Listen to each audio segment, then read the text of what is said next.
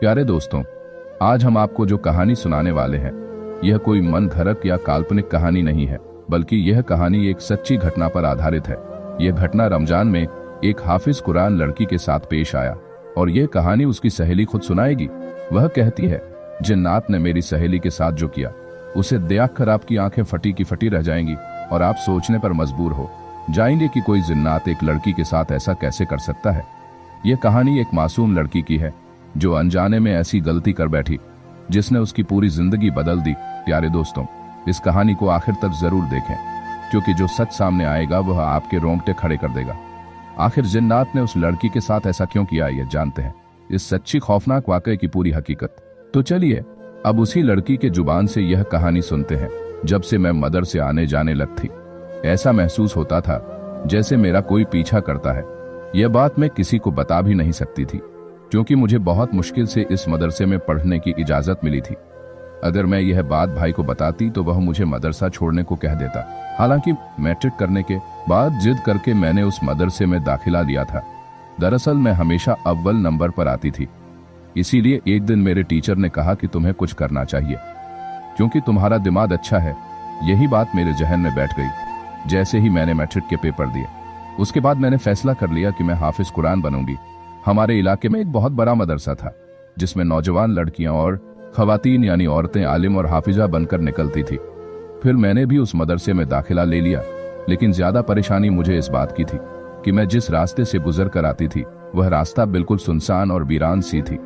उस रास्ते से गुजरते हुए मुझे हमेशा ऐसा लगता जैसे कोई मेरे पीछे पीछे चलता आ रहा है, लेकिन मैं इस बात को नजरअंदाज कर देती। हालांकि काफी दिन तक मैं इस बात को इग्नोर करती रही, लेकिन एक दिन वह हुआ जिसने मेरे सिर पर आसमान गिरा दिया और मेरे होश उड़ा दिए। मेरा नाम सकीना है। मेरा ताल्लुक एक खास तबके के घराने से था। मेरे 3 भाई थे और हम 2 बहनें, 2 भाइयों की शादी हो चुकी थी। वह अलग घर में रहते थे, जबकि मुझसे बड़ी एक बहन भी शादीशुदा थी। फिर मैं थी मुझसे छोटी जो अभी पढ़ रही थी। एक भाई हमारे साथ ही रहता था, वह अभी तक कुंवारा था। हमारे अब्बू एक छोटी सी कंपनी में नौकरी करते थे। यूं हमारे घर का गुजारा अच्छा चल रहा था, जबकि अम्मी घर का काम काज करती थी। मैं भी उनका हाथ बंटा दिया करती थी। अब मेरी उम्र 17 बरस की थी, इसलिए कॉलेज में दाखिला लेने के बजाय मैंने मदरसे में ही कुरान हिफ्ज़ करने का सोचा था और अम्मी अब्बू मेरे इस फैसले से खुश थे, क्योंकि हमारे खानदान में दूर दूर तक कोई भी हाफिज कुरान लड़की नहीं थी। अब मैं मदरसे अकेली ही आती जाती थी, क्योंकि अब्बू और भाई भी अपने काम में मसरूफ रहते थे। और फिर मेरा कोई छोटा कजिन वगैरह भी नहीं था जिसके साथ मैं आने जाने का बंदोबस्त कर ले देती। यूं अकेली आने जाने लगी। वैसे तो मेरे साथ कोई मसाइल नहीं थे, लेकिन एक दिन हैरान रह गई जब मैंने अपने पीछे अचानक कदमों की आहट सुनी। मगर मैंने हिम्मत करके जैसे ही पलट कर देखा तो वहां कोई भी नहीं था। फिर मैं हैरान हुई कि आखिर मुझे यह अजीब और गरीब से वहम क्यों महसूस हो रहे हैं। फिर एक दिन मैं उसी रास्ते से गुजर रही थी जब एक औरत ने मेरा रास्ता रोका और कहने लगी, क्या तुम हाफिज कुरान बन रही? क्या तुम हाफिज कुरान बन रही हो? मैंने कहा, हाँ। तो फिर उसने मेरा हाथ पकड़कर मुझे मुबारकबाद दी, कहने लगी, तुम तो बहुत खुशकिस्मत लड़की हो, चलो आओ मैं तुम्हें अपने घर लेकर चलती हूँ। मैं भला उस अनजान औरत के साथ कैसे जा सकती थी। मैंने उसके साथ जाने से साफ इनकार कर दिया। तो वह कहने लगी, ठीक है, अभी तो मैं तुम्हें जाने दे रही हूँ, लेकिन जब तुम कुरान हिफ्ज़ कर लोगी तो तुम्हें मेरे साथ एक बार चलना ही पड़ेगा। मैं हैरान हो गई कि अजीब जबरदस्ती है। यही सोचकर मैं जल्दी से उसे खुदा हाफिज कहकर अपने मदरसे की जानिब रवाना हो गई। वह औरत कौन थी, कहाँ रहती थी, मैं ये नहीं जानती थी, लेकिन उसका अंदाज बड़ा अजीब था। फिर आखिरकार मुझसे रहा ना गया और मदरसे में पढ़ने वाली मेरी सहेली, जिसका नाम जैनब था, उसे मैंने ये सारी बात बता दी। वह यह बात सुनकर बड़ी ही हैरान रह गई। फिर कहने लगी, यह तुम्हारे साथ कब से हो रहा है? देखो, यह तो बहुत परेशानी वाली बात है। मैं उसे कहने लगी, मुझे तो इन चीजों पर यकीन नहीं है, लेकिन ऐसा लगता है जैसे कोई दूसरी शैतानी मखलूक चीज है जो मेरा पीछा करती है। लेकिन ऐसा क्यों हो रहा है? मैं तो हर वक्त खुदा की इबादत करती रहती हूँ, वजू भी किया हुआ होता है, बुराई की तरफ भी मेरा दिल नहीं। फिर मेरे साथ ऐसा क्यों हो रहा है? तो वह कहने लगी, देखो, यह मखलूक अच्छी भी होती है और बुरी भी हो सकती है, और सकता है कि तुम्हारे साथ आने वाली वह मखलूक बहुत नेक हो। इन बातों को नजरअंदाज ना करो, बल्कि इन पर गौर करने की कोशिश करो। अब वह मुझे अपने तरीके से समझा रही थी। फिर मैंने अपना रास्ता बदलने का सोचा। एक दिन दूसरी रास्ते से जा रही थी जब अचानक ही एक नकाब पोश काले बुर्के में एक औरत मेरे पास से गुजर कर गई। अभी थोड़ा आगे ही गई थी कि अचानक उसने मुझे पीछे से आवाज दी। मैं उसकी आवाज पर रुकना नहीं चाहती थी, लेकिन ऐसे लगा जैसे किसी ने जबरदस्ती मुझे रोकने की कोशिश की हो। जैसे ही पलट कर देखा तो नकाब से झांकती उस औरत की आंखें मुझे ही देखे जा रही थी। फिर वह 2 कदम चलकर मेरे पास आई, कहने लगी, तुमने उस गली से आना जाना क्यों छोड़ा प्यारी लड़की, हम तो तुम्हारी खुशबू हर रोज महसूस करते थे। ये कहकर वह मेरे सामने से गायब हो गई। मैं किसी बुत की तरह खड़ी रह गई। मेरे कदम भारी हो गए। बेमुश्किल मैं अपने मदर से पहुंची। वह औरत क्यों मेरे पीछे पड़ी है, उनकी बात मुझे समझ नहीं आ रही थी। अब मुझे उसी गली से जाना होगा, और मैं खुद को इतना कमजोर क्यों समझ रही हूं। आखिर वह मुझसे चाहती क्या है, यही सोचकर मैंने फिर से उसी गली में से जाना शुरू कर दिया। आखिर वह मुझसे करना क्या चाहती है, यही सब दिमाग में चल रहा था। फिर से मैंने उसी गली में जाना शुरू कर दिया, लेकिन फिर उस औरत का साया भी नजर न आया। इसी तरह वक्त तेजी से गुजर गया। अब मैं मुकम्मल हिफ्स करने वाली थी। मेरे हिफ्स में सिर्फ एक पारा रह गया था। घर वाले बहुत खुश थे। दूसरी तरफ भाई चाहते थे कि मेरी शादी हो जाए, इसीलिए अम्मी अब्बू रिश्ता तलाश कर रहे थे, जबकि मैं अभी शादी करना नहीं चाहती थी। मेरा इरादा था कि मैं जिस मदरसे से कुरान पाक पढ़ रही हूँ वहीं पर पढ़ाने लग जाऊं, लेकिन अम्मी अब्बू ने इस बात से साफ इनकार कर दिया। वह कहने लगे कि तुम्हारी बाजी की इस उम्र में शादी हो गई थी, इसलिए हम तुम्हारे फर्ज से भी दूर होना चाहते हैं। फिर वह दिन भी याद आया जब मेरा हिफ्स मुकम्मल हो गया। सब लोग मुझे मुबारकबाद दे रहे थे। मैं मुस्कुरा कर सबसे मुबारकबाद वसूल कर रही थी। तभी मेरी नजर कोने में खड़ी एक काले बुरके में मजबूत औरत पर पड़ी। वह मुसलसल मुझे देखे जा रही थी। तभी 2 कदम चलते हुए मैं उसके पास गई, लेकिन अचानक ही अम्मी ने मेरे कंधे पर हाथ रखा। कहने लगी, क्या हुआ, तुम्हारी खाला कब से बुला रही है, आवाज नहीं सुनाई दे रही। मैंने हड़बड़ा कर अम्मी को देखा, लेकिन जैसे ही पलटकर उस औरत को देखना चाहा, लेकिन मैं तो हैरान रह गई क्योंकि वह वहां से गायब थी। उसका वहां नाम और निशान भी नहीं था। फिर अब्बू के जानने वालों में मेरा रिश्ता तय हो गया। शादी की तारीख 2 महीने बाद की रखी थी। मैंने अपनी जिंदगी का फैसला अम्मी अब्बू पर छोड़ दिया था। लेकिन एक दिन मैं मदरसे से सर्टिफिकेट लेकर वापस आ रही थी, जब रास्ते में वही औरत मुझे दिखाई दी। मैं नहीं जानती थी कि हर वक्त यह मेरे पीछे क्यों पड़ी रहती है, लेकिन वह मेरे पास आई। कहने लगी, मुझे तुमसे एक काम है। देखो, मुझे तुम्हारी मदद की जरूरत है। तुम्हें मेरी मदद करनी पड़ेगी, वरना मैं बहुत मुश्किल से 2-4 हो जाऊंगी। मैं उससे हैरान होकर कहने लगी, कैसी मदद। तभी उसने मेरा हाथ थामा, मेरे कान में सरगोशी करते हुए कहने लगी, मेरे घर चलो, फिर मैं तुम्हें बताऊंगी। अब मैं उसके साथ उसके घर आ गई। उसके घर में अजीब वीरानी और सन्नाटा था, लेकिन सामने ही बिस्तर पर कोई लेटा हुआ था। मैंने जैसे ही उस लेटे हुए नौजवान को देखा तो हैरान रह गई। वह खूबसूरत नौजवान था, लेकिन शक्ल से बीमार लग रहा था। मैं घबराकर उस औरत से पूछने लगी, यह कौन है। वह औरत उदासी से कहने लगी, यह मेरा बेटा है, लेकिन बीमार हो गया है, इसे दम की जरूरत है। तुम एक हाफिज कुरान लड़की हो, इसलिए मैं इसे तुमसे दम करवाना चाहती हूँ। मैं उससे कहने लगी, लेकिन इलाज करने वाला तो अल्लाह है, मैं तो सिर्फ एक जरिया बन सकती हूँ। मैं इसे दम जरूर करूंगी, लेकिन इसे हुआ क्या है। तो वह औरत कहने लगी, यह दरअसल जब से जवान हुआ है तब से ही इसकी हालत ऐसी है, ना जाने इसे क्या हो गया है। लेकिन मुझे किसी मौलवी ने बताया था कि एक हाफिज कुरान लड़की से इसे दम करवाओ तो बहुत जल्दी से आराम आ जाएगा। मुझे उसकी बात कुछ समझ में नहीं आई, लेकिन फिर भी उस नौजवान की खूबसूरती देखकर मैं हैरान थी। वह आंखें बंद के बिस्तर पर पड़ा था। फिर मैंने उसे दम किया और वापस आने लगी, लेकिन अचानक उस औरत ने मुझे आवाज देकर रोका। कहने लगी, तुम्हें यहाँ 2 महीने तक करना होगा। अगर तुम नहीं आई तो यह नौजवान मर जाएगा। मैं हैरान हो गई, ऐसा भला कैसे हो सकता था। लेकिन फिर भी किसी की जिंदगी के लिए अगर यह जरूरी था तो मैं उसकी बात मानने के लिए तैयार थी। फिर मैंने उस औरत से वादा कर लिया कि मैं 2 महीने तक मुसलसल उसे दम करने आती रहूंगी। फिर मैंने हिसाब लगाया कि 2 महीने बाद तो मेरी शादी है, लेकिन शादी से पहले मैं इस नौजवान को दम कर सकती थी। यही सोचकर अब मैं वापस आ गई, लेकिन फिर हर रोज न उस घर में आने लगी उस औरत के नौजवान बेटे को दम करने के लिए, जो बहुत बीमार था, मौत की सरहदों को छूने वाला था। अगर मेरी वजह से वह जिंदगी की तरफ वापस लौट सकता था तो मैं उसकी मदद करने के लिए तैयार थी। लेकिन मैंने ना जाने अम्मी से यह बात क्यों छुपाई और उनके सामने बहाना बना दिया कि मैं एक औरत को कुरान पाक पढ़ाने जाती हूँ। वह बहुत उम्र की है। अम्मी को इस बात पर कोई ऐतराज ना था, लेकिन अम्मी कहने लगी कि अब तुम्हारी शादी की तारीख तय कर दी है, इसलिए आने जाने में एहतियात किया करो। ना जाने क्यों मुझे उस घर में आकर सुकून मिलता था। जब भी मैं उस नौजवान के चेहरे को देखती तो यह मुझे अच्छा लगने लगता। अभी तक उसने आंखें खोलकर मुझे नहीं देखा था। फिर 2 महीने ऐसे गुजरे कि पता ही ना चला वह मेरा आखिरी दिन था। फिर मैं उस औरत से कहने लगी कि अब मैं नहीं आ सकूंगी क्योंकि मेरी शादी है। उस औरत ने मुझे मुबारकबाद दी, कहने लगी मैं तुम्हारी शादी का तोहफा देने जरूर आऊंगी, तुमने मुझ पर इतना बड़ा एहसान किया है। अब मैं पलटकर वापस आने वाली थी, लेकिन अचानक ही एक भारी आवाज सुनाई दी, तुम्हारा बहुत बहुत शुक्रिया, तुमने मेरी इतनी मदद की। मैं यूं ही पलटी तो हैरान रह गई। वह नौजवान था जो मुझे शुक्रगुजार नजरों से देख रहा था। मैं हैरान रह गई। 2 महीने से उसने कभी मुझसे बात नहीं की थी, लेकिन आज मेरा आखिरी दिन था, इसलिए यह मेरा शुक्रिया अदा कर रहा था।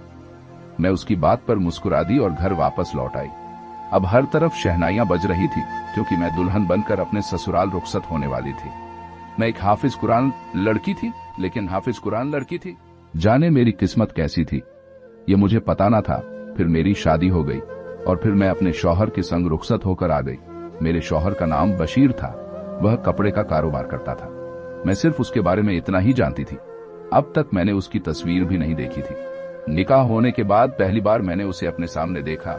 वह शक्ल सूरत से अच्छा था, लेकिन जो ही शादी को 1 हफ्ता गुजरा, मुझे पता चल गया कि यह लोग बिल्कुल भी अच्छे ना थे। ना तो उनके घर का माहौल अच्छा था और खुद बशीर भी एक आवारा मिजाज किस्म का नौजवान था। मेरी शादी एक ऐसे इंसान से हो गई थी जो बेइंतहा अयाश इंसान था। उनसे मेरे घर वालों का भी आना जाना पसंद नहीं था। अगर जरा सी भी खाने में देर हो जाती तो वह बर्तन उठाकर फेंक दिया करता था और मैं हैरान थी कि आखिर मुझे किसकी बात की सजा मिली थी जो मेरा नसीब ऐसे इंसान से जुड़ गया था। वह मुझे मेरे घर वालों से भी मिलने ना देता, फिर मैं किससे शिकायत करती। अब घुट घुट कर ससुराल में जिंदगी गुजारने लगी। फिर मुझ पर यह इंसाफ हुआ कि मुझसे शादी करने पर उसकी रजामंदी शामिल नहीं थी।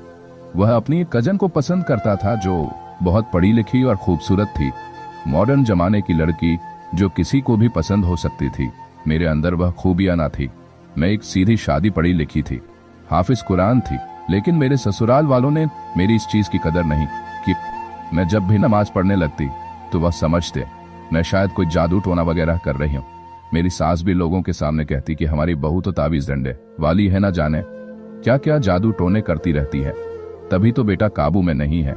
हालांकि मैंने तो सोचा था कि शादी होगी तो बेटा सुधर जाएगा, लेकिन यह तो और भी बिगड़ गया है। अगर वह ऐसा था तो इसमें मेरा क्या कसूर था। मेरी तो खुद जिंदगी जहन्नुम बन गई थी। अब मैं दिन रात रोती रहती, एक पल भी मुझे सुकून नहीं मिल रहा था। फिर जल्द ही मुझे यह खुशखबरी मिली कि मैं मां बनने वाली हूं। अब तो मैं दिन रात आंसू बहाती रहती। ऐसे माहौल में रहकर ऐसा लगता है जैसे मैं पागल हो जाऊंगी। फिर एक दिन मैं हैरान रह गई जब मुझसे मिलने कोई आया। मेरी सांस बुलंद आवाज में मुझे पुकार रही थी। जैसे ही मैं बाहर गई तो सामने बैठी औरत को देखकर हैरान रह गई। उस औरत को भला मैं कैसे भूल सकती थी। फिर मैं उसे लेकर अपने कमरे में आ गई। वह मेरे सामने बैठी कहने लगी, तुम तो बहुत अच्छी लड़की थी, लेकिन अब तुम्हारी क्या हालत हो गई है। फिर मैं उसके सामने रोने लगी और बताया कि किस तरह शादी के बाद मेरी जिंदगी जहन्नुम बन गई है। तो वह औरत मुझे तसल्ली देते हुए कहने लगी, घबराओ मत, अब तुम्हारे साथ कोई नाइंसाफी नहीं होगी, मैं तुम्हारे साथ हूं। फिर जब मैंने उसके बेटे के बारे में पूछा तो वह कहने लगी कि वह बिल्कुल ठीक है और निहायत खुशहाल जिंदगी गुजार रहा है। तुमने मेरी बहुत मदद की थी, इसलिए मैं तुम्हें तोहफा देने आई हूँ। यह कहकर उसने एक डिब्बा मेरी तरफ बढ़ाया। मैं नहीं जानती थी कि उस डिब्बे में क्या है, लेकिन मैंने उस औरत का शुक्रिया अदा किया। फिर वह मुझे प्यार करते हुए उस घर से चली गई। पीछे मेरी सांस बातें बनाते हुए कहने लगी कि ना जाने कौन कौन सी अरे ग्यारे मुंह उठाकर इस घर में चले आते हैं। मैंने उस औरत का दिया हुआ तोहफा छुपा लिया था। हकीकत में मुझे पैसों की बहुत जरूरत थी, क्योंकि मैं हमला यानी प्रेग्नेंट थी। इस दौरान मुझे अच्छी दवाई फल फ्रूट खाने की जरूरत थी, लेकिन मेरा शौहर मेरा बिल्कुल भी ख्याल नहीं रखता था। फिर जैसे ही मैंने वह डिब्बा खोलकर देखा तो हैरान रह गई। उसमें खूबसूरत सोने का सेट मौजूद था। इतना कीमती तोहफा मुझे भला कोई कैसे दे सकता था, मुझे अभी तक यकीन नहीं आ रहा था। फिर मैंने उसे छुपा लिया, लेकिन मेरी सांस ने उसे देख लिया था। उसने फौरन झपट कर वह तोहफा मुझसे छीन लिया, कहने लगी, यह घर मेरा है और मेरा है और मेरा है और मेरा शौहर का तुम्हारे शौहर का नहीं है। इसमें जो भी चीज आएगी उस पर सिर्फ मेरा हक होगा। यह कहकर उसने वह सोने का सेट मुझसे छीन लिया। अब मैं घुट घुट कर रोने लगी। कैसे बताती कि इस हालत में मुझे अच्छी खुराक और दवाइयों की जरूरत है, लेकिन किसी को मेरी फिक्र ना थी। दिल चाहता था कि वापस अपने मायके चली जाऊं, लेकिन फिर ख्याल आता कि अम्मी अब्बू को कितनी तकलीफ। होगी जब वह मेरी ऐसी हालत देखेंगे। तो खैर, मैं दुख और गम सहती रही। फिर एक दिन मैं घर की सफाई कर रही थी जब अचानक मेरा पांव फिसला और मैं नीचे जा गिरी। जब तक अस्पताल लेकर मेरा बच्चा दम तोड़ चुका था, वह इस दुनिया में आने से पहले ही मर गया था। मेरे ऊपर तो कयामत टूट पड़ी, लेकिन मेरे शौहर को फिर भी परवाह नहीं थी। मेरी सास सबके सामने कहने लगी कि इसने जानबूझकर ऐसा किया है। यह बदबख्त हमारी नस्ल को आगे बढ़ाना ही नहीं चाहती थी। पूरी रात में बिस्तर पर लेटकर रोती रही। कोई भी मेरी देखभाल करने वाला नहीं था। फिर अम्मी मुझे अपने साथ घर ले गई। जब भाई ने और अब्बू ने यह हालत देखी तो उन्होंने फैसला किया कि मेरी उस शख्स से जान छुड़वा देनी चाहिए, क्योंकि वह शख्स मेरे काबिल नहीं है। मैं भी यही चाहती थी। लेकिन फिर मेरी सास और मेरा शौहर आए और माफी तलाश करने लगे। एक बार फिर मजबूर होकर मैं उनके साथ आ गई, लेकिन शायद मेरा शौहर मुझसे बदला लेना चाहता था। इसलिए उस दिन उसने मुझ पर जुर्मों सितम के पहाड़ तोड़ डाले और मुझे आधी रात को घर से निकाल दिया। मैं बेजार और मददगार गलियों में भटक रही थी। मेरे पास तो इतने पैसे भी नहीं थे कि रिक्शे में अपने माँ बाप के घर चली जाती, लेकिन अभी इस सुनसान सी गली में अकेली बैठी खौफ से कांप रही थी। जब दूर से आता हुआ मुझे एक नौजवान दिखाई दिया। वह नरमी से कहने लगा, आप यहाँ क्यों बैठी हैं? किसने आपके साथ ऐसा किया है? तभी मैंने रोशनी में उसकी शक्ल पहचान ली थी, जिसे मैं दम करने उसके घर जाती थी। लेकिन आज तो गली में जलने वाले बल्ब की रोशनी में उसका चेहरा बहुत रोशन लग रहा था। मैं उसे देखकर हैरान रह गई। फिर उसने मेरे सर पर हाथ रखा, कहने लगा, अगर आपके पास कोई ठिकाना नहीं है तो आप मेरे साथ चलें। देखें, दुनिया में जो इंसान गलत करता है उसके जुर्म के खिलाफ आवाज उठानी चाहिए, वरना वह आप पर हावी हो जाएंगे। यह कहकर वह मुझे अपने साथ लेकर जाने लगा। मैं डर रही थी कि कहीं कोई मुझे उसके साथ जाता हुआ न देख ले। पहले ही मेरा वजूद जख्मों से चूर चूर हो रहा था। अब मैं यह नहीं चाहती थी कि लोग मेरे किरदार पर उंगलियां उठाएं, लेकिन फिर भी आधी रात को मेरे पास इसके सिवा कोई चारा नहीं था कि मैं उसके साथ उसके घर चली जाती। और वहां यकीन उसकी माँ भी होगी जो चंद दिन पहले मुझसे मिलने मेरे घर आई थी। वह मुझे अपने घर लेकर आ। वह मैंने देखा उसका घर बहुत शानदार था। शायद उनके हालात बदल गए थे। अब मैं एक कोने में बैठी थी और जब उसकी माँ आकर मेरे सामने बैठी, कहने लगी, बेटा, मैं ही इसे लेने के लिए तुम्हारे पास भेजा था। दरअसल मैं तुम्हारी मदद करना चाहती थी। उस दिन तुमसे मिलने आई। तुम्हारी हालत देखकर मैंने अंदाजा लगा लिया था कि तुम्हारे साथ बहुत गलत हो रहा है। जब तक तुम्हारे हालात ठीक नहीं हो जाते तुम हमारे पास रहोगी। फिर उन्होंने मेरे सामने खाना रखा। मैंने ना चाहते हुए भी सारा खाना खा लिया। फिर उसी बिस्तर पर लेटकर गहरी नींद सो गई। फिर ना जाने किस वक्त मेरी आंख खुली, लेकिन जैसे ही मैंने आंखें खोलकर देखा, लोगों का एक हुजूम था जो मुझ पर जमा था। मैं खुद को देखकर हैरान रह गई। मैं एक दरख्त के नीचे बैठी थी, लेकिन रात को तो मैं एक घर में चली गई थी। तो फिर यहाँ पर कैसे न हक्का बक्का सी उन सब लोगों की शक्ल देख रही थी। फिर एक बड़ी उम्र का आदमी मुझे कहने लगा, बेटा, कौन हो तुम और यहाँ कैसे बैठी थी? देखो, ये जगह वीरान है। तुम्हारा यहाँ रहना ठीक नहीं है। मैं खुद नहीं जानती थी कि मैं यहाँ कैसे पहुंची। मुझे लाने वाला वह नौजवान और उसकी माँ कहाँ गए? यहाँ पर तो उनका घर था। अब मैं पागलों की तरह चारों तरफ देख रही थी। तभी एक दूसरा आदमी कहने लगा कि लगता है यह जहनी मरीज है, शक्ल से भी ठीक नहीं लगती। फिर इसकी हालत ऐसी किसने कि मैं बुरी तरह खौफ ज़दा हो गई। फिर उस आदमी से कहने लगी, नहीं नहीं, मैं बिल्कुल ठीक हूँ। आधी रात को मेरे शौहर ने मुझे घर से निकाल दिया था, तो इसीलिए मैं यहाँ पर आ गई थी। मैं किसी को बताना नहीं चाहती थी कि मैं एक नौजवान के साथ एक घर में आई थी, लेकिन यहाँ तक कैसे पहुंची? अब मैं अपना सर थाम कर रह गई। फिर मैंने एक आदमी से मदद की दरख्वास्त की और उससे कहने लगी कि क्या वह मुझे मेरे माँ बाप के घर पहुंचा सकता है। उसने हामी भर ली और मुझे रिक्शे में बिठा दिया। अब मैं दोबारा अपने अम्मी अब्बू के पास आ गई थी। फिर चंद दिन बाद भाई ने तलाक के पेपर्स अदालत में जमा करवा दिए। उन्होंने फैसला कर लिया था कि अब इस शख्स के साथ नहीं भेजेंगे, भले ही वह कितने ही पाव पकड़ ले। लेकिन फिर भी अब मेरी जिंदगी तो बर्बाद हो चुकी थी। अब मेरी जिंदगी का दोबारा आबाद होना बहुत मुश्किल हो गया था। मैं दिन रात रोती रहती थी। आखिर मुझे तलाक के पेपर्स मिल गए और ये मेरी जिंदगी का एक अहम फैसला हो गया। मैंने शादी भी कर ली, शादी टूट गई। अब मैं आंखों में आंसू लिए तलाक लेकर घर भी बैठ गई। अब मैं किसी के सामने भी नहीं जाती थी, ना ही शादी ब्याह में, ना ही किसी तकरीब में। मेरे साथ जिंदगी ने जो खेल खेला था, उसके बाद मेरी जिंदगी में खुशियों की कोई गुंजाइश नहीं रही थी। ऐसा लगता था जैसे मेरी जिंदगी एक नुक्ते पर ठहर गई है। फिर मेरी किस्मत अच्छी थी कि हमारे इलाके में एक नया मदरसा खुला। वहां पर मुझे पढ़ाने का काम, बातें भी बनाते। लेकिन अब मुझे किसी की परवाह ना थी। जिंदगी को जीने का ढंग मैंने सीख लिया था। फिर एक दिन मैं मदरसे से घर की तरफ आ रही थी जब ऐसा महसूस हुआ जैसे कोई मेरा पीछा कर रहा हो। जूं ही पलट कर देखा तो उस नकाबपोश नौजवान को देखकर मैं डर गई, लेकिन मैंने उसे पहचान लिया था। यह वही था जो मुझे धोखे से अपने घर लेकर गया था और फिर मुझे आधी रात को बाहर सड़क पर फेंक दिया था। मैंने उसे देखकर मुंह फेर ली, तभी उसकी भारी आवाज मुझे सुनाई दी। वह मुझे रुकने का कह रहा था। मैं पलटी और कहने लगी, तुम वही हो ना जो मुझे अपने घर लेकर गए थे। तुमने और तुम्हारी माँ ने मुझे खाना भी खिलाया था, लेकिन फिर मैं उस सुनसान जगह पर कैसे पहुंची थी? मुझे अभी तक वह बात याद थी। वह सर झुकाकर कहने लगा कि अगर यह राज जानना है तो तुम्हें मेरे साथ एक बार फिर से मेरे घर जाना होगा।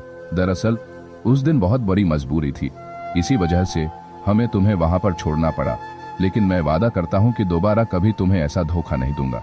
लेकिन मैंने उसके साथ जाने से साफ इनकार कर दिया। कहने लगी कि अब मेरी जिंदगी अपने दम पर है, इसलिए मैं तुम्हें इस बात की इजाजत नहीं दूंगी कि मेरी जिंदगी में इंतजार पैदा कर करो। लेकिन वह इसरार करने लगा कि यह सच्चाई जानकर तुम अपने घर जाओ, वरना तुम सारी जिंदगी यह हकीकत नहीं जान पाओ कि हम कौन हैं और तुम्हारी जिंदगी में कैसे दाखिल हुए। अब उसकी बात पर मैं चौंक गई। फिर उसके मजबूर करने पर मैं उनके साथ घर आ गई। अब वह मुझे लेकर एक जंगल की तरफ आ गया। मुझे डर भी लग रहा था, ना जाने यह मुझे कहां लेकर आ गया है। लेकिन सामने ही एक घर देखकर जान में जान आई। उस घर के दरवाजे पर उसकी माँ भी मौजूद थी, जो हमेशा से ही मेरा पीछा करती आई थी। मैं गुस्से से उसे कहने लगी, यह तुम मुझे कले आए हो? तो वह कहने लगा, घबराओ मत, यहाँ पर हम रहते हैं, लेकिन मजबूरी के कारण हम अपने कबीले में नहीं जा सकते, इसलिए तुम्हें हमारी बात सुनकर जाना होगा। फिर वह औरत कहने लगी कि आज मैं तुम्हें सच्चाई बताना चाहती हूँ कि तुम्हारी वजह से हम अपने कबीले में जाने वाले हैं। तुम नहीं जानती, पिछले कई सालों से हम उनसे दूर थे, लेकिन अब हम वापस जाने वाले हैं। मुझे उनकी कोई भी बात समझ में नहीं आ रही थी। फिर वह नौजवान कहने लगा, दरअसल तुम्हें यह जानकर हैरानी होगी कि हम दोनों कोई इंसान नहीं बल्कि जिन्नात है। यह मेरी माँ जिन्नात है और मैं एक जिन्न हूँ। कई सालों पहले जब मैं अपने कबीले में पैदा हुआ था तो मेरे अंदर बहुत सी कमजोरियां थी। मैं एक मुकम्मल जिन्न नहीं बन सकता था, क्योंकि जिन्न बहुत ज्यादा ताकतवर होता है, जबकि मैं ताकत से महरूम था। फिर एक कबीले के आमिल ने सरदार को बताया कि अगर यह कबीले में रहेगा तो कबीला और कमजोर हो जाएगा, इसीलिए इन दोनों माँ बेटे को कबीले से निकाल देना चाहिए। यूं हमें रातों रात उस कबीले से निकाल दिया गया। फिर हम भटकते हुए इंसानों की दुनिया में चले आए, लेकिन यहाँ आकर तो हमारी जिंदगी और भी मुश्किल हो गई, क्योंकि हम जिस इलाके में भी रहते वहीं पर लोग हमें अजियत देकर निकाल देते। अब मैं भी एक कमजोर दिल चाहता था, लेकिन फिर अचानक एक दरवेश वेश फकीर, जो कि एक जिन्नात था, वह फकीर की शक्ल में हमारे दरवाजे पर आया। तब मेरी माँ ने उसे सारी बात बताई तो वह कहने लगा कि जैसे ही यह जन्नत लड़की से दम करवाना, 2 महीने के दम से यह बिल्कुल ठीक हो जाएगा, इसके अंदर कोई कमजोरी नहीं रहेगी। तो मेरी माँ उस लड़की को तलाश करने लगी। उसकी नजर तुम पर पड़ी तो वह शुरू से ही तुम्हारे पीछे पीछे जाने लगी, रोजाना तुम्हारा पीछा करती।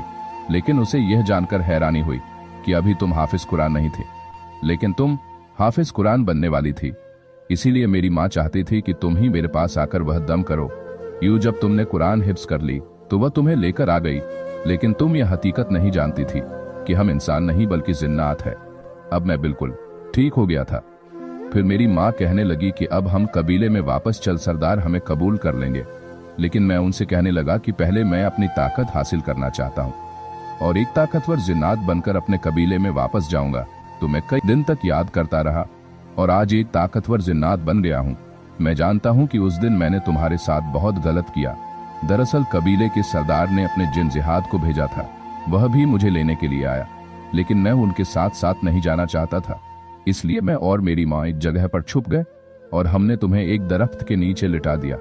यूं वह सब जिन्नात थे।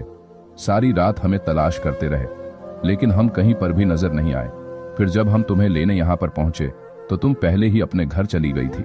लेकिन आज हम तुम्हारे एहसान का बदला चुकाना चाहते हैं, इसलिए तुम्हारी मदद करना चाहते हैं। मैं यह जानकर हैरान रह गई कि वह इंसान नहीं बल्कि जिन्नात थे और अब इस वक्त मैं उनके सामने खड़ी थी। फिर मैं खौफ से कांपते हुए कहने लगी, क्या तुम लोग अभी तक अपने कबीले में वापस नहीं गए? तो वह जिन्नात कहने लगे, नहीं, क्योंकि हम पहले तुम्हारे किए हुए एहसान का बदला चुकाना चाहते हैं, उसके बाद ही हम अपने कबीले में वापस जाएंगे। इसके बाद वह नौजवान जिन्न कहने लगा कि तुम्हारी जो ख्वाहिश है वह तुम मुझे बताओ, उसके बाद हम अपने कबीले में वापस जाएंगे। अब मेरा दिल जोर जोर से धक धक करने लगा। ऐसी कौन सी ख्वाहिश मैं उनसे पूरी करवाऊं फिर मैंने उनसे कहा कि मैं एक बहुत बड़ा मदरसा बनाना चाहती हूँ और वहां पर जो कुछ मैंने सीखा है उसे दूसरे बच्चों को सिखाना चाहती हूँ। वह जिन्न मेरी बात सुनकर मुस्कुराया, कहने लगा, तुम्हारी यह ख्वाहिश हम पूरी करेंगे, भले इसके लिए हमें कुछ भी करना पड़े। अब जिन्न और उसकी अम्मी ने मुझसे वादा कर लिया। अब मैं घर आ गई उनका साथ पाकर। मैं अपने आप को कुछ मजबूत तसव्वुर कर रही थी, वरना जिंदगी जीने की उमंग तो मेरे अंदर से खत्म ही हो गई थी। मुझे अभी तक यकीन नहीं आया था कि वह दोनों माँ बेटे जिन्नात थे जो कब से मेरे पीछे लगे हुए थे और मैंने उन जिन्नात की मदद की थी। अभी तक मुझे खुद पर यकीन नहीं आ रहा था। फिर मैंने अपनी पहले वाली मदरसे में पढ़ाना छोड़ दिया क्योंकि वहां का नया इमरान मुझ पर बुरी नजर रखने लगा था। वह अक्सर मुझसे आते जाते कहता कि तुम मुझसे दूसरी शादी कर लो, मैं तुम्हें बहुत खुश रखूंगा। हालांकि वह पहले से ही शादीशुदा 5 बच्चों का बाप था और उम्र में मुझसे बहुत बड़ा था। फिर मैंने वहां आना जाना छोड़ा तो अम्मी अब्बू कहने लगे कि कोई जरूरत नहीं है घर से बाहर निकलने की, वैसे भी आजकल जमाना ठीक नहीं है। मैं जानती थी कि जिंदगी ने मुझे बहुत से धोखे दिए हैं, अब मजीद ऐसे धोखे खाने की मुझ में ताक न थी।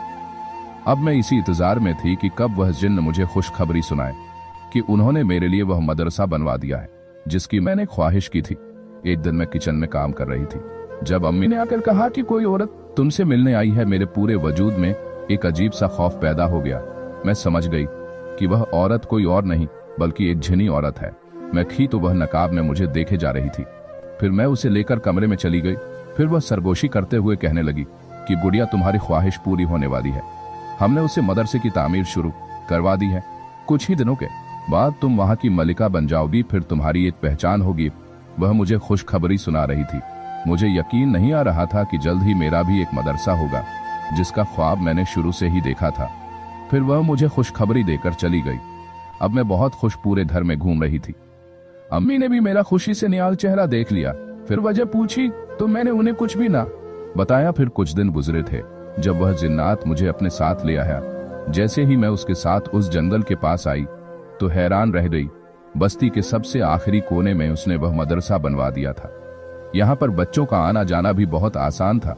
मुझे यकीन नहीं आ रहा था कि अब इस मदरसे में मैं पढ़ी। मैं उन दोनों का शुक्रिया अदा करने लगी तो वह नौजवान जिन्नात कहने लगा, अब हम अपने कबीले में वापस जा रहे हैं क्योंकि सरदार ने हमें कबीले में बुलाया है। लेकिन जिन्न की अम्मी कहने लगी कि हम तुम्हारी ऐसे ही मदद करते रहेंगे। अगर तुम्हें कभी भी कोई जरूरत, कोई परेशानी हो तो हमें याद कर लेना। फिर मैंने मुस्कुराकर उनसे अलविदा कहा। फिर दूसरे दिन मैंने अब्बू के हाथों से उस मदरसे का इब्तिदा करवाया और कॉलोनी के बच्चों के लिए उसे खोल दिया। 2-3 दिन में ही बच्चों की तादाद में इजाफा हो गया। अब मैंने 2-3 और मोहल्ले का भी इजाफा कर लिया। वह सारी लड़कियां ही थी जो मेरी तरह मजबूर बेबस घरों से बाहर नहीं निकल सकती थी। मैं अपने अंदर एक अजीब सी हवा महसूस कर रही थी और पिछली जिंदगी के भी जो बुरे दुख थे उन्हें मैंने भुला दिया था। अब मैं मदरसे में पढ़ाने लगी। यहाँ की निगरानी मैं थी, इसलिए मैं चाहती थी कि किसी भी बच्चे के साथ नाइंसाफी ना हो। और वह दिन रात हर महीने मेरी मदद करने के लिए एक खातिर रकम मेरे हाथ पर रख देती थी। ये मदरसा अच्छी तरह से चल रहा था। यहाँ पर पढ़ने वाले सारे गरीब घराने के बच्चे थे। फिर एक दिन जिन्न की अम्मी मेरे पास आई, मुझे खुशखबरी सुनाई कि सरदार ने हमें अपने कबीले में कबूल कर लिया है और सरदार की कोई औलाद नहीं है, लेकिन उसने मेरे बेटे जिनको कबीले का सरदार बनाने का फैसला किया है क्योंकि वह ताकत में सबसे ज्यादा है। यह खबर सुनकर मैं बहुत खुश हुई। फिर जिन्न की अम्मी कहने लगी कि मैं तुमसे एक और बात कहना चाहती हूँ। दरअसल हमारे कबीले में बहुत से ऐसे बच्चे हैं जो मदरसे में पढ़ना चाहते हैं। उन्हें कुरान पाक पढ़ने की ख्वाहिश है।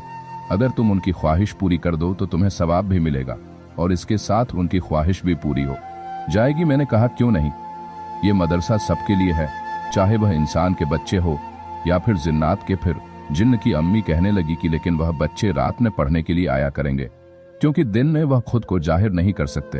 मैंने उनसे कहा कि ठीक है, मुझे इस पर कोई ऐतराज नहीं। फिर उस मदरसे में बच्चे न सिर्फ रात को पढ़ने आते बल्कि दिन में भी। यह अलग बात थी कि दिन में आने वाले बच्चे इंसानों के थे जबकि रात में आने वाले बच्चे जिन्नात के, जिन्हें सिर्फ मैं पढ़ाती थी। लेकिन कॉलोनी के लोगों ने महसूस कर लिया था कि मदरसे में रात को बच्चों के पढ़ने की आवाजें आती हैं। मैं यह बात जानकर बहुत खौफजदा थी कि कहीं किसी पर यह राज न खुल जाए कि मदरसा तामीर करवाने वाले जिन्नात ही हैं जिन्होंने मेरी मदद की है। फिर एक रात मैं मदरसे की तरफ आ रही थी जब पीछे से मुझे किसी ने आवाज दी। मैंने पलट कर देखा तो घबरा गई। यह मस्जिद का इमाम था। जो मुझे कहने लगा कि मैं जान गया हूं तुम्हारे मदरसे में जिन्नात के बच्चे पढ़ते हैं। एक दिन मैं वहां से गुजर रहा था तो मैंने एक बच्चे की अजीबोगरीब हरकतें देखी। फिर मैंने मदरसे में झांक कर देखा तो सारे बच्चे ही जिन्नात के थे और तुम उन्हें बड़े आराम से पढ़ा रही थी। क्या तुम्हें डर नहीं लगता? पहले तो मैं खामोश रही, फिर मैंने जवाब देने का फैसला किया। इमाम साहब से कहने लगी कि डर कैसा, वह भी अल्लाह की बनाई हुई मखलूक है। उन्होंने मुझसे इस मदरसे में पढ़ने की ख्वाहिश की थी और मैं उनकी ये ख्वाहिश पूरी कर रही हूँ। वह मेरी बात सुनकर खामोश हो गए। फिर कहने लगे तुम बहुत अच्छा काम कर रही हो, बिलाशुभ तुमने अपने हाफिज होने का हक अदा कर दिया। यह कहकर वह वापस चले गए। लेकिन अगले दिन मैं हैरान रह गई जब उन्होंने मेरा रिश्ता भेज दिया। अम्मी अब्बू हैरान थे, लेकिन वह इमाम मस्जिद एक गरीब घराने से ताल्लुक रखते थे। उनके माँ बाप गांव में थे जबकि वह अकेले ही मस्जिद की इमामत करवाते थे। अम्मी अब्बू कहने लगे कि अब हमारी बेटी का बिल्कुल सही जोड़ का रिश्ता आया है, इसलिए हमें देर नहीं करनी चाहिए। फिर उन्होंने मेरी रजामंदी पूछी तो मैंने अपनी जिंदगी का फैसला एक बार फिर उन पर छोड़ दिया। लेकिन अब्बू से कहा कि इस इमाम साहब से मेरे मांझी, यही जो पहले मेरे साथ पहले जो हो चुका है, हर बात जरूर बता देना कि किस तरह से मैंने पिछली जिंदगी में जुर्मों सितम बर्दाश्त किए हैं। फिर चंद दिन बाद सादगी से मेरा इमाम साहब से निकाह हो गया। वह हर लिहाज से एक अच्छे शौहर साबित हुए। उन्होंने मेरा कदम कदम पर ख्याल रखा। फिर मैंने फैसला किया कि अपनी जगह में उन्हें मदरसे का नया निगरां बनाऊंगी। अब हम दोनों मिलकर मदरसे में पढ़ाते, बच्चों का हर तरह से ख्याल रखते। फिर एक दिन वह मुझसे कहने लगे कि आखिर यह जिन्नात के बच्चे इस मदरसे में पढ़ने क्यों आते हैं? देखो, कॉलोनी के लोगों को पता चल गया तो वह दोनों हम पर शक करने लग जाएंगे कि शायद हम कोई हमल वगैरह करते हैं।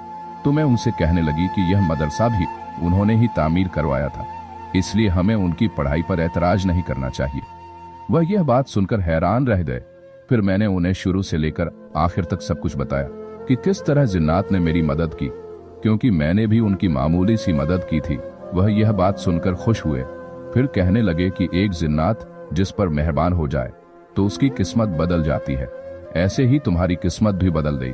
देखो, आज हम अपनी जिंदगी में कितने खुश हैं। फिर कुछ ही महीनों में 8 से 10 बच्चे, वह भी जिन्नात के इस मदरसे से हाफिज कुरान होकर निकले।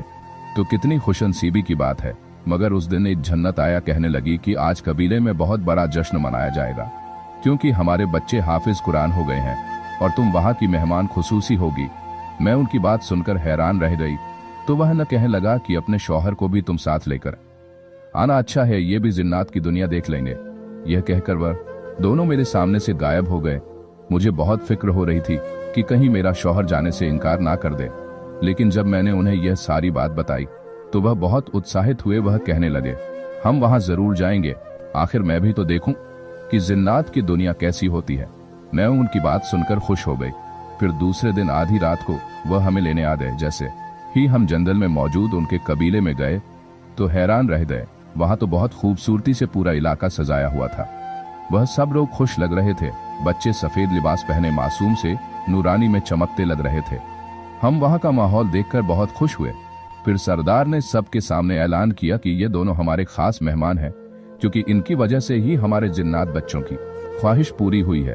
और यूं लजीज खाना और रसदार फलों से हमारी खातिर तवज्जो की गई। फिर तकरीर के आखिर में सरदार ने हम दोनों को बताया कि आज के बाद रात को हमारे बच्चे तुम्हारे पास पढ़ने नहीं आएंगे, क्योंकि हमने अपने कबीले में एक मदरसा बनाने का फैसला किया है। इस तरह से अल्लाह का नाम हमारे कबीले में भी लिया जाएगा और खूब बरकत होगी। ये सुनकर मैं बहुत खुश हुई। फिर हम दोनों खुशी खुशी घर वापस आ गए। अब मदरसा बहुत अच्छे से चल रहा था। फिर कुछ दिनों बाद ही मुझे खुशखबरी मिली कि मैं माँ बनने वाली हूँ। तभी मुझे पहले वाली बात आ गई जब मेरा बच्चा इस दुनिया में आने से पहले ही खत्म हो गया था। ये सोचकर मैं रोने लग गई। तो मेरा शौहर मुझे तसल्ली देते हुए कहने लगा, अगर बीता हुआ कल में तकलीफ हो तो उसे भुला देना चाहिए। माँ जी को याद रखना तकलीफ का बायस बनता है। उनकी बात सुनकर मैंने उन सोच को जहन से निकाल दिया। अब मैं दिन रात उस बच्चे के आने का इंतजार करने लगी। अब मैंने मदरसा जाना छोड़ दिया था, बल्कि मेरा शौहर ही वहां का सब कुछ था, इसलिए पूरे मदरसे की देखभाल वही कर रहा था। फिर एक दिन मैं घर में अकेली थी जब आधी रात को मैंने घर में अजीब सी आहट सुनी। मैं उस वक्त अपने शौहर का इंतजार करती थी, क्योंकि वह रात को 11 बजे वापस लौटता था। ऐसा लग रहा था जैसे बाहर से कोई कुंडी खोलने की नाकाम कोशिश कर रहा हो। हालांकि मेरा शौहर तो आने से पहले दरवाजा बजाया करता था। अब मुझे थोड़ा खौफ भी महसूस हुआ, लेकिन अचानक ही एक काली चादर में लिपटे वजूद को दीवार कूदकर वह अंदर आया। उसे देखकर मेरे होश हवास खो गए। जैसे ही उसने अपनी चादर हटाई तो मेरे रोंगटे खड़े हो गए। सामने कोई और नहीं बल्कि मेरा पहले का शौहर था, जिसने मुझे तलाक दे दी थी और मुझ पर जुर्मों सितम के पहाड़ तोड़े थे। मैं उसे देखकर गुस्से से पागल हो गई और चीखते हुए कहने लगी कि वह यहाँ क्यों आया है। तब उसने मक्कार चेहरे से मुझे देखा, कहने लगा, तुम तो अपनी जिंदगी में खुश हो, लेकिन देखो मेरा सब कुछ बर्बाद हो गया और इसे बर्बाद करने वाली तुम हो। तुम्हारी वजह से ही मेरी जिंदगी बर्बाद हुई है, इसीलिए मैं तुमसे बदला लेने आया हूँ। मैं जानता हूँ तुम फिर से हमला हो, लेकिन मैं तुम्हारा हमल एक बार फिर से जाया कर दूंगा। यह कहकर वह खतरनाक इरादों से मेरी तरफ बढ़ा तो मैं अल्लाह से मदद मांगने लगी, लेकिन अचानक ही हम दोनों के बीच में कोई मायल हो गया। मैं उसे देखकर खौफ से थरथर कांपने लगा। वह कोई और नहीं बल्कि वही जिन्नात था। फिर जब जिन्न ने उसके सामने अपना असली रूप दिखाया तो वह खौफ की कैफियत से पागल होने को हो गया। मेरे सामने हाथ जोड़ जोड़ कर कहने लगा कि मुझे माफ कर दो, मैं कभी तुम्हें सताने नहीं आऊंगा।